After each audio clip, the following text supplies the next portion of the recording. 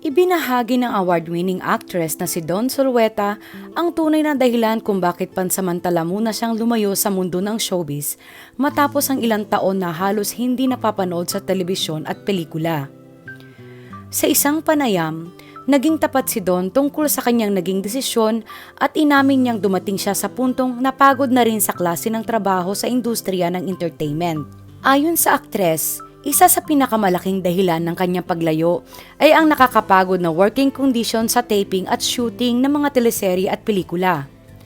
Aniya, hindi biro ang puyat, mahabang oras ng trabaho at halos walang pahinga na schedule na karaniwan sa industriya.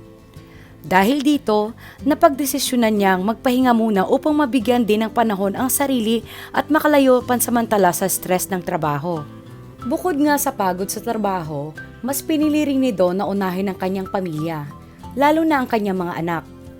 Ikinuwento niya na noong panahong iyon ay naghahanda ang kanyang anak na lalaki na sa Jacob para sa senior year nito at pagpili ng kolehiyong papasukan. Samantala, ang kanyang anak na babae naman na si Aisha ay nasa middle school pa lamang noon. Para kay Dawn, mahalagang makasama niya ang kanyang mga anak habang lumalaki ang mga ito, kaya minabuti niyang ituon muna ang oras at atensyon sa kanyang pamilya. Gayunpaman, nilinaw ng veteranang aktres na hindi pa siya tuluyan nagre-retiro sa showbiz. Ayon kay Dawn, simpleng pag-atras lamang muna ang kanyang ginagawa at hindi pa pagsasara ng pinto sa pag-arte. Inamin din niyang namimiss niya ang pagiging artista, lalo na ang creative process at pakikipag-collaborate sa iba't ibang tao sa industriya. Ngunit sa kabila nito, aminado siyang hindi niya namimiss ang hirap ng working conditions na kanyang naranasan noon.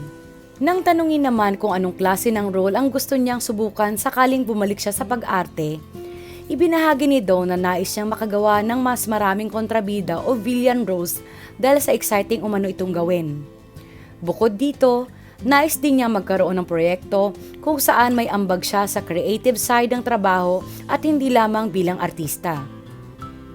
Nagbigay rin siya ng payo sa mga baguhang artista ngayon.